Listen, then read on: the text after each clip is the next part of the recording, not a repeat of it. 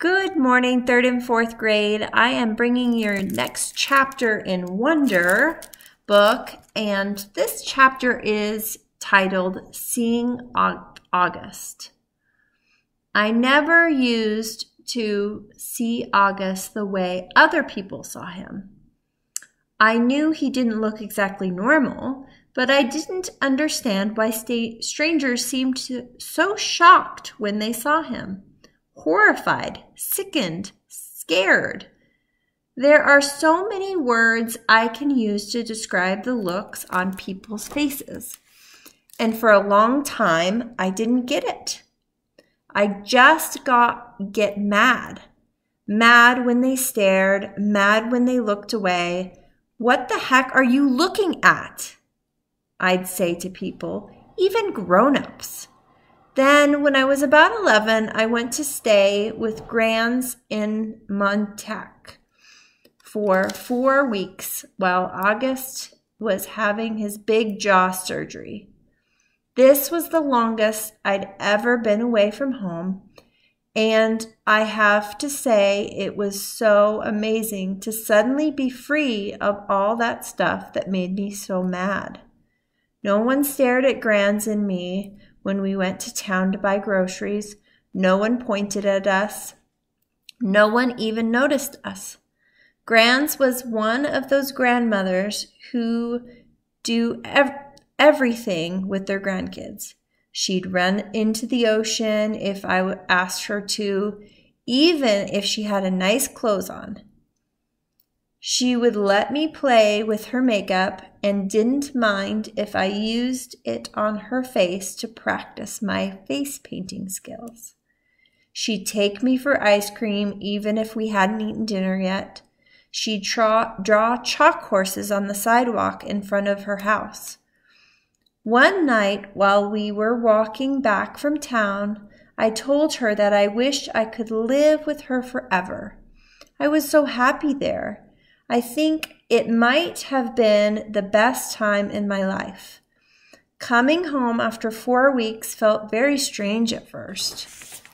I remember very vividly stepping through the door and seeing August running over to welcome me home.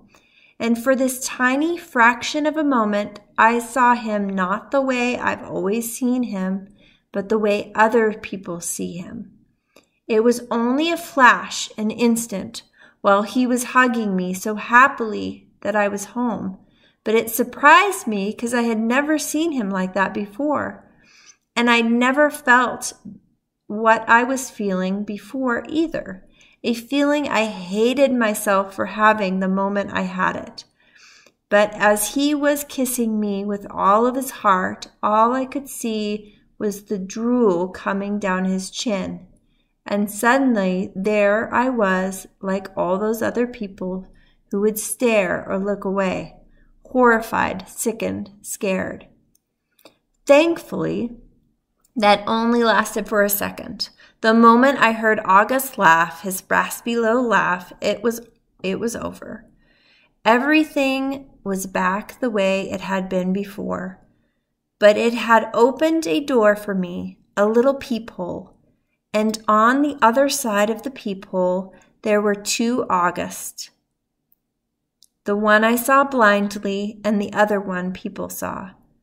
I think the only person in the world I could have told any of this to was Grands. But I didn't. It was too hard to explain over the phone. I thought maybe when she came for Thanksgiving, I'd tell her what I felt. But just 2 months after I stayed with her in Montauk, my beautiful Grands died. It was so completely out of the blue. Apparently, she had checked herself into the hospital because she was feeling nauseous. Mom and I drove out to see her, but it's a 3-hour drive from where we live. And by the time we got to the hospital, Grands was gone. A heart attack, they told us, just like that. It's so strange how one day you can be on this earth and the next day not.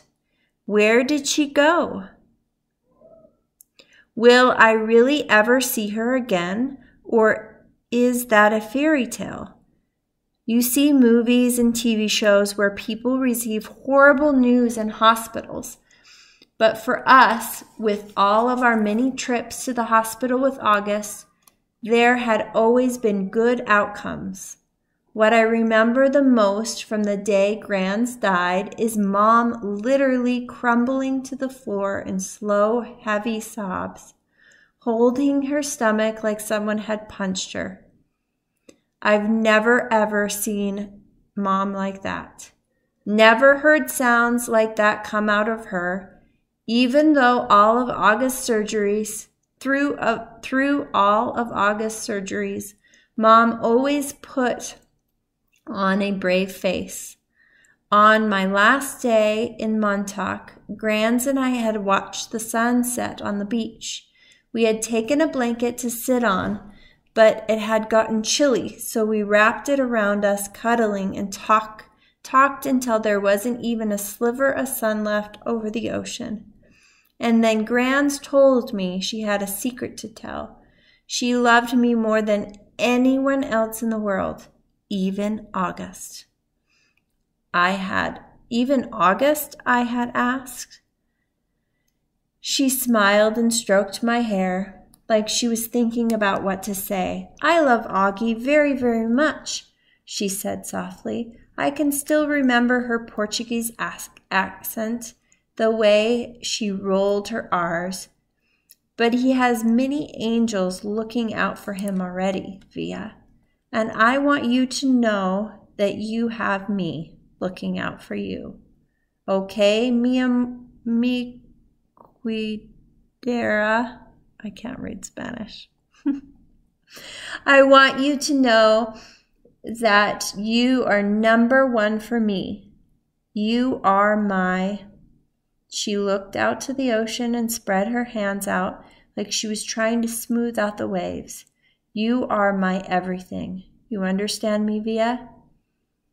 Tu es mi todo. I understood her. And I knew why she said it was a secret. Grandmothers aren't supposed to have favorites.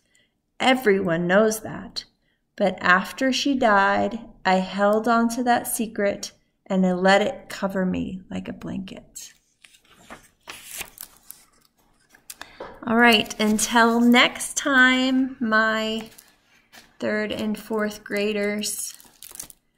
I hope you're having a great day, and I'll see you next time for our next chapter.